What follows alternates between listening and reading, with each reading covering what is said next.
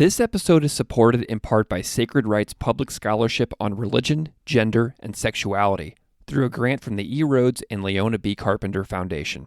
You can find Sacred Wrights online at sacred-rights.org and the Carpenter Foundation at carpenterfoundation.us.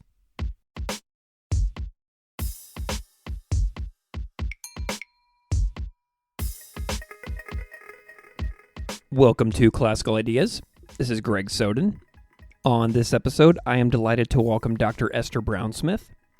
Esther Brownsmith is Assistant Professor of Hebrew Bible at the University of Dayton. Her first monograph, Gendered Violence in Biblical Narrative, The Devouring Metaphor, was released by Routledge in 2024 and was awarded the AJS Jordan Schnitzer First Book Publication Award.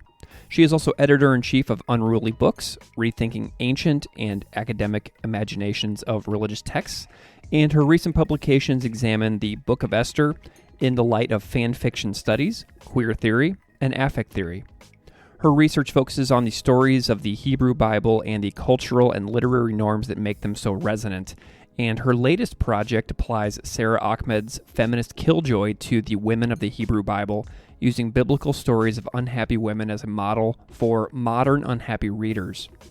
We do touch briefly on her backstory, her first book, her chapter titled Why Do You Transgress? Nonbinary Biblical Readings of Mordecai and Beyond, from the book Transbiblical, which is an edited collection that was released in April of 2025, and more. Please enjoy my conversation with Dr. Esther Brownsmith. Dr. Esther Brownsmith, welcome to Classical Ideas. Thank you. It's a pleasure to be here. I'm delighted that you're here. I'm wondering if we can kick this off by having you introduce yourself a little bit to the listeners out there so they know just a little bit about who you are and what you do. Absolutely. So I am Dr. Esther Brownsmith. I'm an assistant professor of Hebrew Bible at the University of Dayton. I got my PhD at Brandeis, spent 3 years doing a postdoc in Norway, and then ended up in Dayton 2 years ago, having a great time here. And so what I do in my research is I focus on reading the Bible closely in light of marginalized voices and critical theory. So that means using things like gender, sexuality, metaphor theory, fan fiction studies, affect theory, and more to just kind of enter the biblical texts that are so familiar to us and see if we can find some new ways of understanding them and of wrestling with them.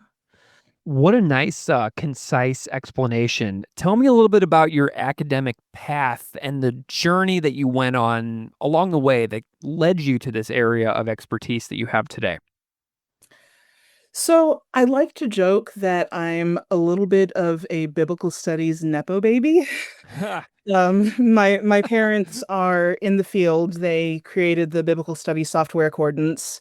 And so I kind of grew up around biblical studies folks who I would later learn were actually really big names in the field. And to me, they were just, oh, those folks visiting for dinner. Um, but when I didn't initially think I was going to go into that field myself. That was not my goal. I was recently going through some old papers that I'd written at my parents' house and found one from when I was about 12 years old saying, well, what I really love doing is writing, but you can't make any money as a writer, so I'll probably be a doctor or something and write in my spare time, Mm, which was very practical of me. Um, yeah. but I went to college, ended up not doing pre-med, but studying religion and philosophy at Rice University, which was fantastic. Um, I went and I dabbled around in a lot of different religious traditions. I was raised in a conservative evangelical tradition, but I went to everything from the Catholic group, student group to Hillel to everything in between. And I discovered that what really got me excited was activism and altruism, was trying to make the world a better place, which, a lot of college students do get into. But I really wanted to figure out a way to spend my life doing that. Um, Were so you originally from Houston? Is that what uh, took you to Rice? I no, I grew up in Florida mostly, and then moved to Houston for college, partly because I had family in Texas, and partly I just really liked the kind of small geeky vibes of Rice. It was a great experience. Wonderful. I'd love to know a little bit more about that that postdoc in Norway. Tell me a little bit about what that was like for you and how you landed Yeah. that.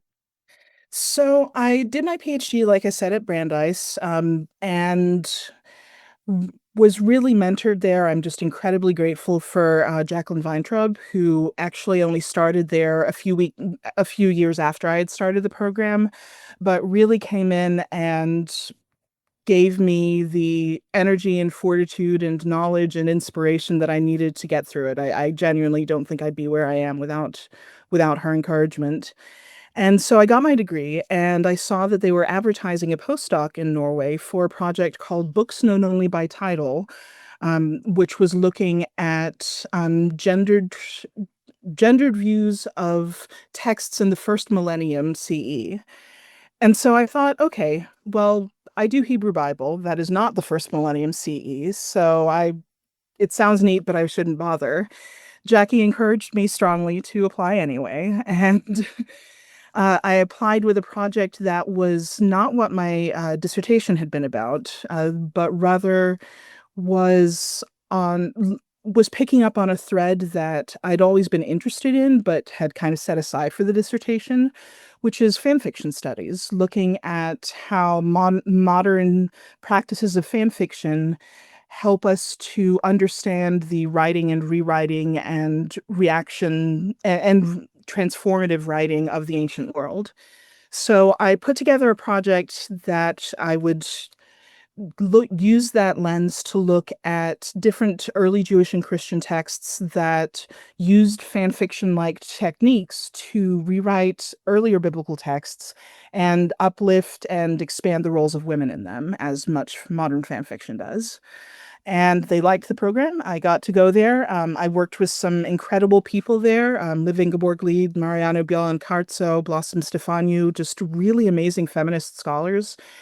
And it was such a fun opportunity for me because my degree was very much in the kind of old-fashioned, strict philological, you're going to learn all these languages, you're going to learn all these ancient Near Eastern traditions, you're going to learn the Bible and how it works and how it was put together.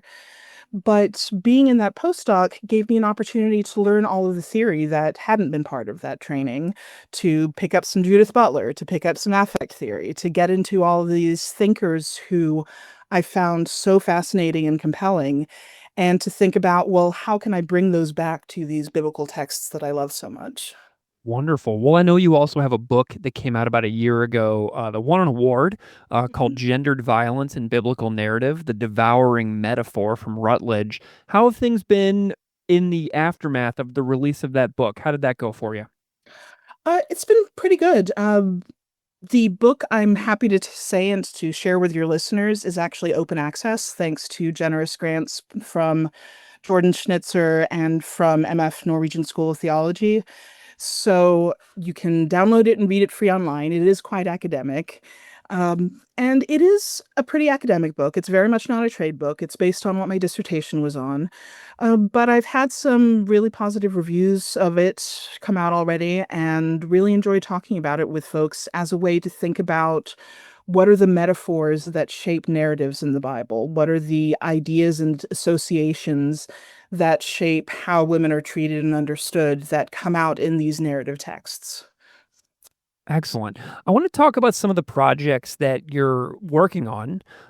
You sent me a couple of things, and the first one that I want to chat about is called Why Do You Transgress? Non-Binary Biblical Readings of Mordecai and Beyond. So, just to set the stage, tell the listeners a little bit about your interest in the book of Esther in general. Yeah, so it started, like I said, I had applied for this project in Norway where I'd be looking at transformative works about female characters. And one of the characters that I was hoping to look at was Queen Esther, my namesake. I kind of resisted getting into it for a little bit because everyone's like, "Oh, haha, you're Esther and you study Esther." But I started researching on the Book of Esther and looking at how it read differently when we read it through the lens of fan fiction, and just came up with so much rich stuff around canonicity, around affect, around gender and sexuality, that eventually I decided, you know what, this is a book on its own. I don't need to go into other texts. There's a lot here. And so I really had a lot of fun working with it and have put out a few papers that I think I linked you to some of that connect to that research on Esther through fan fiction. And that brought me to Mordecai, who was, shall I give a quick overview of the Book of Esther?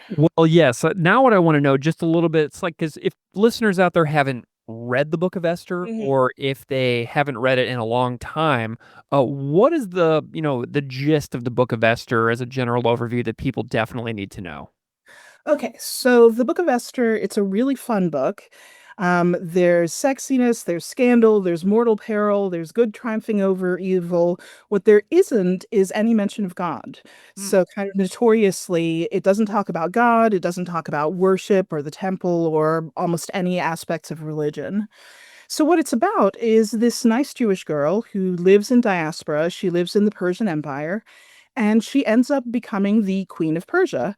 And as the Queen of Persia, she finds out about this plot against her Jewish people, this genocidal plot to kill all of them. And she intervenes and manages to save her people and live happily ever after. That's the really short version, but inserts lots and lots of twists and turns and comic reversals along the way.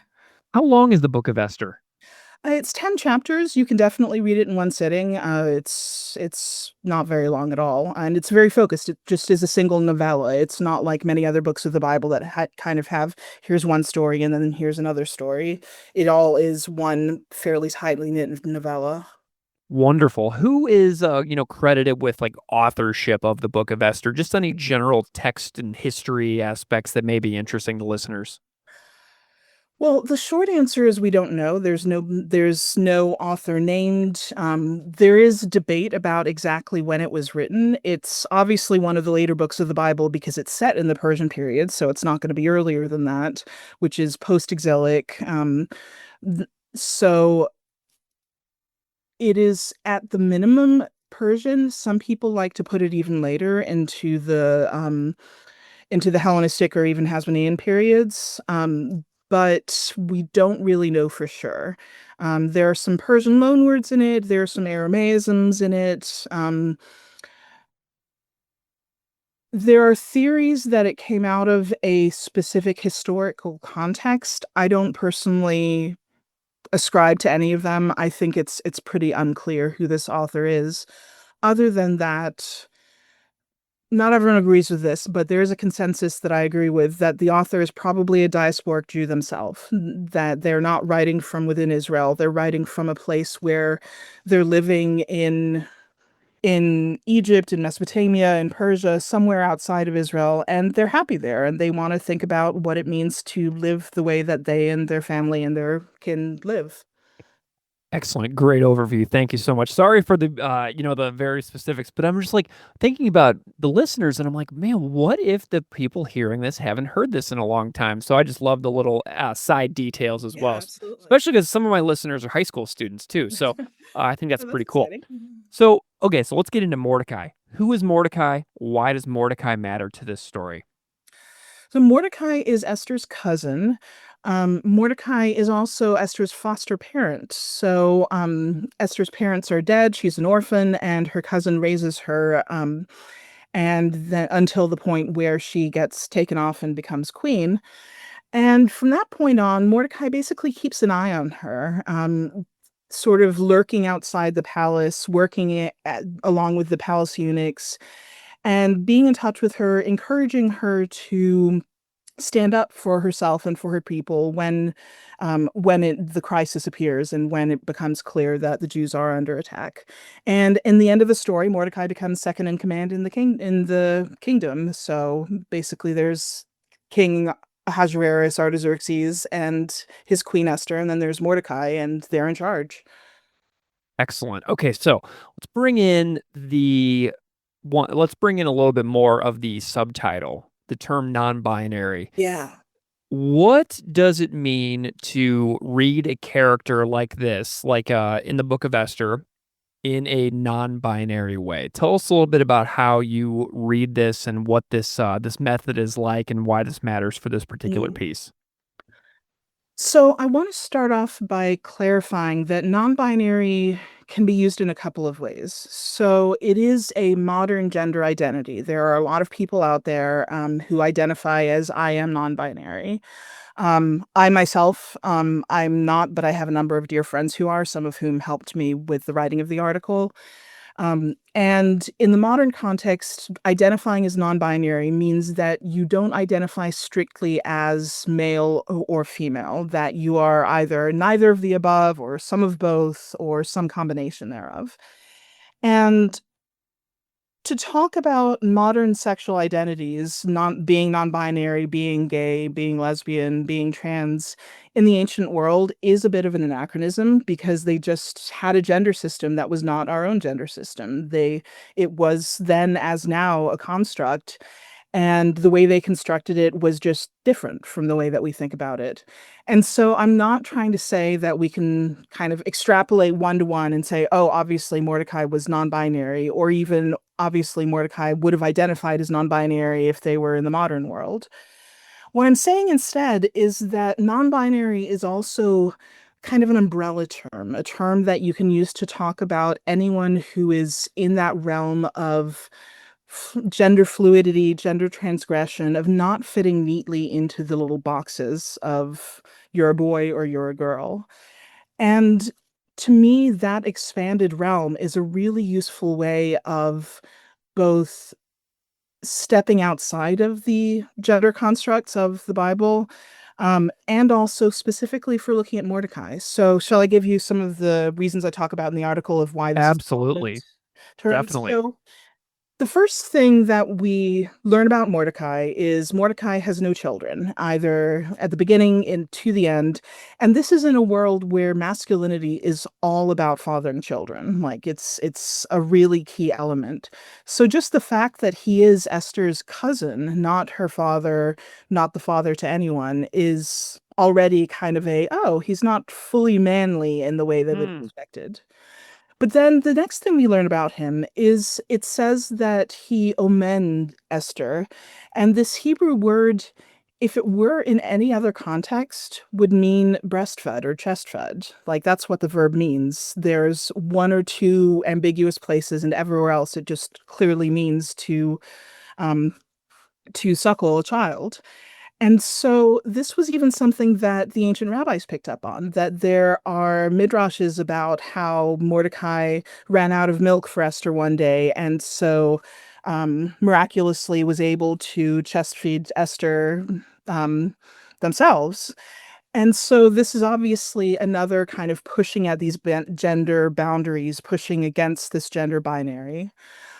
In terms of where we see Mordecai, they're always hanging out with the eunuchs. They're in these liminal spaces, these spaces of transition between the palace and the city. We see them dressing up near the end of the book and using some vocabulary that is very resonant with the vocabulary it talks about the queen and her queenly attire. And then other scholars have argued, oh, Mordecai also has these narrative parallels to Vashti, to this female character in the text, and that they create, as they put it, this feminization of Mordecai. Hmm. This is Timothy Beale I'm quoting. And meanwhile, in the midst of all of these kind of interesting feminine traits of chest feeding, of dressing up, of being in this feminine narrative role, we don't see a lot of masculine traits. We don't see Mordecai going out and killing people or fathering children or taking on any of these kind of stereotypically manly roles. And so for me, one of the framework that I find really useful for thinking about this is one that the scholar Darren Guest developed actually on as a lesbian hermeneutic, but I think it's useful for a non-binary hermeneutic as well, which is what Guest calls resist, rupture, reclaim, and re-engage. So you're supposed to, first of all, resist the assumption that everyone in the Bible is straight and cisgendered. So cisgendered, for your listeners, just means that you are the gender that you were assigned at birth. There's no being trans or non-binary or anything. So, first of all, just like today, we can't assume that everyone is straight and cis. In the ancient world and in biblical texts, we can't assume that everyone was straight and cis. And then from there, you go to this rupturing of rereading the text in ways that push back against readings that are necessarily heteronormative, cisnormative. And that's really what I'm trying to do primarily is those first two steps in this article, is to say, look, there are other ways to read Mordecai that focus on Mordecai as a character who has feminine traits, who has non-binary traits, who is living in that space of not being confined to one of the gender boxes. And then the last two sections of Guest's approach, reclaiming, is saying, you know what? Maybe we can't one-to-one transplant our modern labels onto the ancient world, but maybe it's okay if non-binary people today can look at the Bible and say, hey, there were people like me back then, and maybe Mordecai was one of them. And finally, the one that I think is so important is this last stage of re-engaging, of remembering that there are real stakes for people around this, that especially nowadays in our current political climate, there is so much at stake for trans and non-binary people.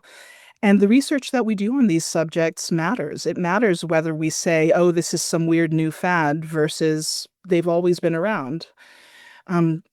So I think that you always have to, when you're talking about subjects like this, ground yourself in that awareness of what's going on in the modern world and how the research we do can shape the narratives in that modern world. Absolutely. I love that. And I'd imagine that this is relevant and prevalent across the Bible in a lot of ways. I mean, like, what are some other very big examples, maybe off the top of your head from elsewhere in the Bible that can also be read in similar fashions that people just gloss over? Yeah, so one of the ones that gets talked about most is Joseph. Joseph is this very pretty child. Joseph is given a coat that is described elsewhere in the Bible as a princess dress, basically. Like that coat of many colors that everyone talks about with Joseph. It's basically a princess dress that he's given. And so you see people, there are a number of scholars who've looked at this, but actually for your readers, probably the most accessible place to read about this is Rabbi Danya Ruttenberg has written a great post where she gathers together some of the discussions of Joseph's genderqueerness and the ways that both in the Bible and in later rabbinic interpretations, Joseph is treated as this character who doesn't quite fit into that box of masculinity that we might assume for him. Another example is Sarah, as in the wife of Abraham. That there's a book that came out just a year or two ago by Jo Henderson Marigold, talking about. I love this phrase, which Henderson Marigold coined, a hermeneutics of suspicion, cis CIS. Which is, of course, playing off of the hermeneutics of suspicion that feminists and other marginalized biblical scholars have been talking about for decades. And Henderson Marigold basically says Sarah, in the earlier passages, is not doing the kinds of things that a woman is supposed to do. She's not going around having babies. She's not conforming gender-wise. And in fact, this was something, again, that the rabbis picked up on. They called her an Ayalonit, which is one of the categories of non-binary bodily identity, what we might call intersex people today. And a great book on that is Max Strassfield's Trans Talmud, where Max talks about these different rabbinic categories.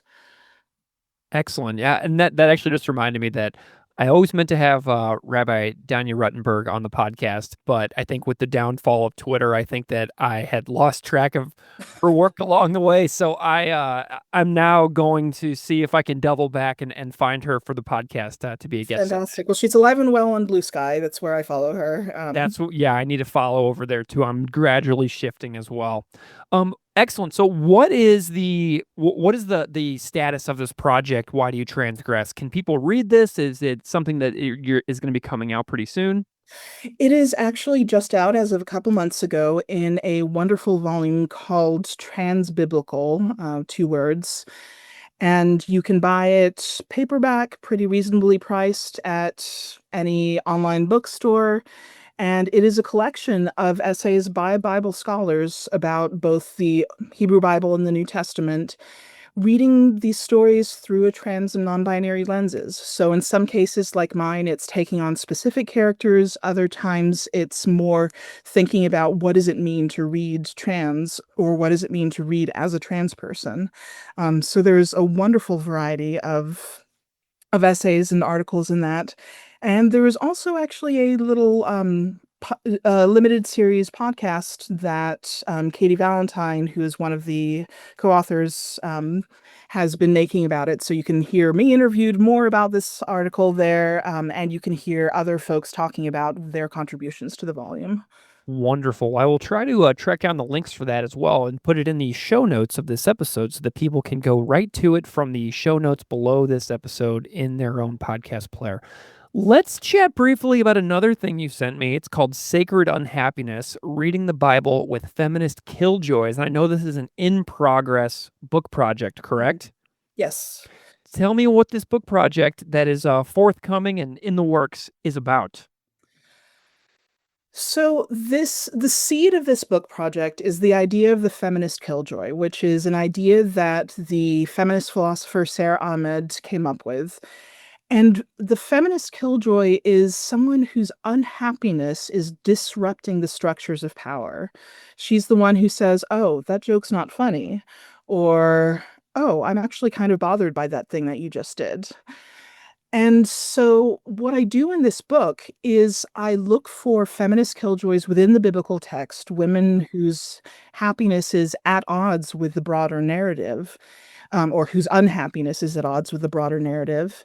And I listen to their stories and I look at how the way that these ambiguous positionalities that they have are still preserved in the Bible gives us, as modern feminist killjoys, a way to really wrestle with the Bible's contents, a way to say, there's stuff in there that troubles me, there's stuff in there that makes me unhappy.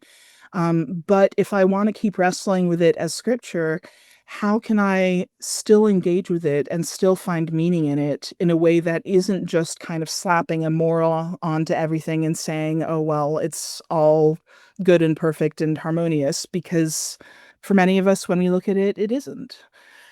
So it's starting each chapter of the book is going to be an examination of a different feminist killjoy of the Bible.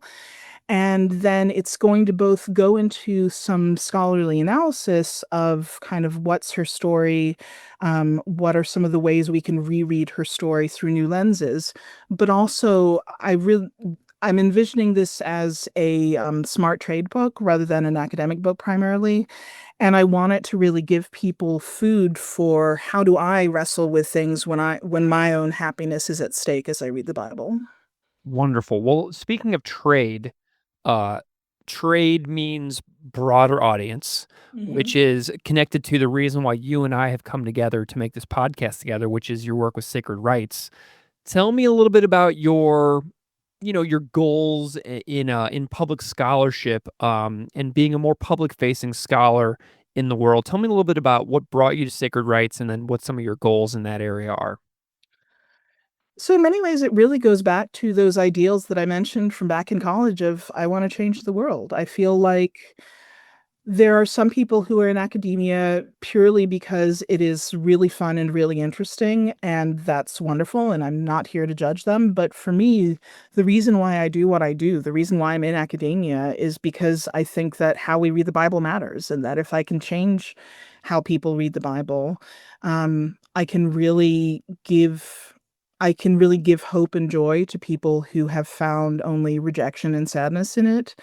And I can help to disarm some of the ways that it is used as a weapon in the contemporary world. So getting my work into the public sphere is necessary because nobody's going to read most of the articles that I write that are academic articles. They're reliant on a discourse that most people just haven't taken the time to familiarize themselves with, and that's okay.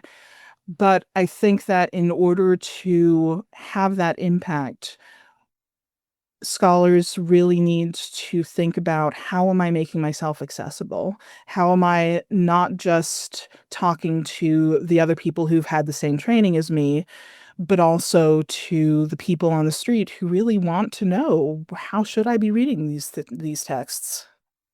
Yeah, well, and there's also I'm thinking about when I first started, studying religion, I remember reading a Stephen Prothero book, like, 15 years ago or something, where he's like, "The Bible is the number one cited book on the floor quoted book on the floor of the US Senate," and so if other options and other readings of the Bible come into the world and people who are in power read those things and then, begin to broaden the narrative whenever talking about these books in the halls of power, it just makes our society a little richer than just one reading as well. So I really do see the power behind what you're doing as far as like impacting um, the reality that affects tens of millions of Americans every single day. Um, Absolutely. so I just wanted to say that I personally see the practical on the ground where like the rubber meets the road application of what you're doing in actual society in issues that people really care about right now. Yeah. So tell me about the sacred rights experience and the trainings that you went through and what you enjoyed about that. So it was a wonderful experience. I feel really lucky to have gotten to do it. And for me, I think that what I appreciated most was the very practical aspects of it, that it gave me guidelines and language and how-to guides for doing things that I previously just not had the language or the training to think about. It's not something they train you in at all in the average graduate school training. And so it gave me that practical knowledge. It gave us exercises that pushed us out of our comfort zone. So, for instance, one week we were encouraged to write a Twitter thread, and not really, I'd done that kind of informally, but not really crafted one deliberately to get out the word. And I wrote one, and it was reblogged by a number of people. It was great. And so it pushed me out of my comfort zone. And finally, in these weekly meetings, we just had a really wonderful supportive space, giving good feedback to each other and recognizing that we're all working on the same goals here of getting our work out to the public and making the world a little bit better. Wonderful. Well, give us a timeline on when people can expect Sacred Unhappiness or any other projects that you're working on that you want people to get excited about. Yes, so Transbiblical is out now. My first book is out now. Um, Sacred Unhappiness, I'm currently in talks with the publisher about, but it'll probably be a couple more years before it's actually on bookshelves anywhere. But definitely keep an eye out in a couple of years for that because I'm very excited about this project. Things that are coming out in the more immediate future, I am taking the metaphor theory that I studied for my dissertation, and I'm kind of combining it with some of the queer theory that I'm doing now for the Oxford Handbook of Metaphor in the Hebrew Bible. And so I'll be talking about how we can queer Ezekiel's metaphor of the dry bones, which is a lot of fun. And then finally, I was fortunate as part of the transbiblical rollout to be interviewed on the Art of Being Human podcast with Meg Hepner. And so those should be coming out in the next month or so. So those should be out soon. Perfect. Well, Dr. Esther Brownsmith, where can people follow along with you and what you've got going on in real time if you want to, follow along with what you're doing? So right now, Blue Sky is pretty much the place. I had a Twitter account. I deleted it because Twitter. As did I. So I do try to announce new stuff going on Blue Sky, although I'm not super active on it. And of course, academia.edu is a place to find just a list of some of the things that I've written. As of me talking to you right now, it's not up to date, but it will be by the time that this podcast goes out. Wonderful. Well, I have absolutely loved our conversation today. I loved hearing a little bit about your backstory, the book, Gendered Violence and Biblical Narrative, The Project, Why Do You Transgress? Non-Biblical Readings of Mordecai and Beyond. I love the overview as well of Esther, the book of Esther, the plot, the story, as well as Mordecai, and then pushing me to rethink my own view of that character. Thank you so much for this conversation. I've had a real blast. Yeah, this has been delightful. I really appreciate the opportunity to chat.